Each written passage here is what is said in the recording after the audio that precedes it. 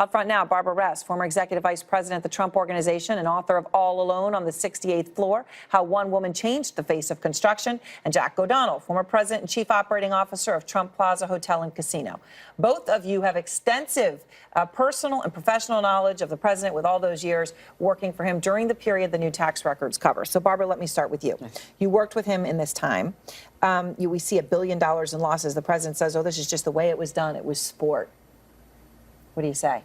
Well, you know, it's hard to, first of all, my reaction to that when I saw that it started in '85 was I was very surprised because '85 he was just coming off of Trump Tower and that was a tremendous moneymaker for him. And he had the Hyatt going, and that was a big moneymaker. Now, I don't know if the casinos were draining him, but other than that, I can't see where he would be losing any money at anything at that point. So, Jack, what about you? You were working for Trump at the time, and obviously you know the casino side. What was that time like? What did you see when you saw $1 billion in this report, losses? Well, it was shocking, Erin, and believe me, it was no sport that was going on in the time that I worked for Trump. All of those losses are tied to one thing, and that's the debt that this man took on in many, many of his deals. He did bad deals. He did it with the airline, as an example, you know, that crushed him. He also did it at the Taj Mahal. He had $800 million worth of debt at 14% interest, which literally killed the casinos in Atlantic City. My property, we had $100 million in free cash flow a year out of that business. And because of what he did with the Taj Mahal, he devastated the business, and it eventually went bankrupt. So it's a series of a lot of bad deals. So, Barbara, do you think that this was just sort of, you know, look, I read every page of the tax code, or my lawyers do, obviously. I'm sorry. Or would he cross the line? Well, certainly he would cross the line.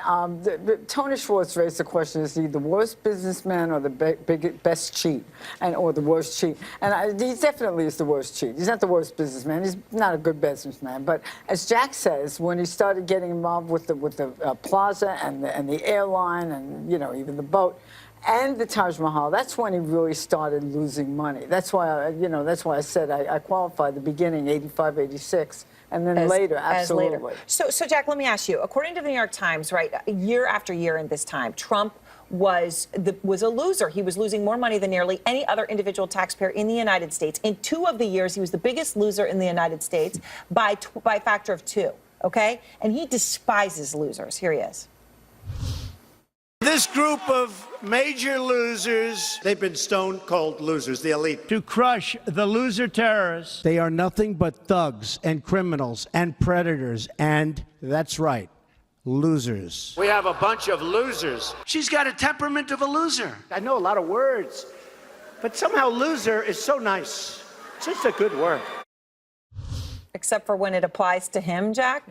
How much do you think it irks him to be outed as such a loser, in his word? Oh, I think that the article today was probably devastating for him, and I think that what you alluded to is that he was identified as the biggest loser in the United States for most of these years. Nobody lost more money from a tax standpoint. So yes, I think he's angry tonight, and I think he's going to deflect as much as he can. So, Barbara, it goes against everything he said, right? Now this has happened. I mean, here he is during the campaign, right? He didn't sell himself as, I lost $1 billion, I'm a loser. He sold himself this way, as a winner.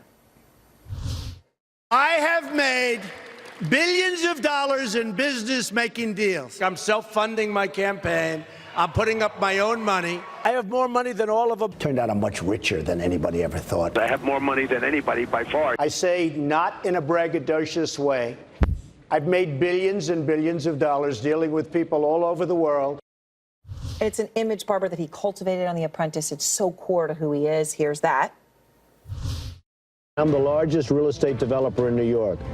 I own buildings all over the place, model agencies, the Miss Universe pageant, jetliners, golf courses, casinos, and private resorts like Mar-a-Lago. Does that all fall apart? Well, first of all, nonsense that he was the biggest real estate developer. He was not even on the radar. I mean, he had a couple of buildings. He was not a big developer in New York. Does it fall apart? I think that he came out big time and said, look, I use the system. I'm so smart. I gamed the system. And his people are going to go for that. They're going to believe that. So you've got the people, the rest of us who know, and then know him personally, know he's the biggest liar in the world, and the people that you're trying to win over are not going to care. All right. Thank you.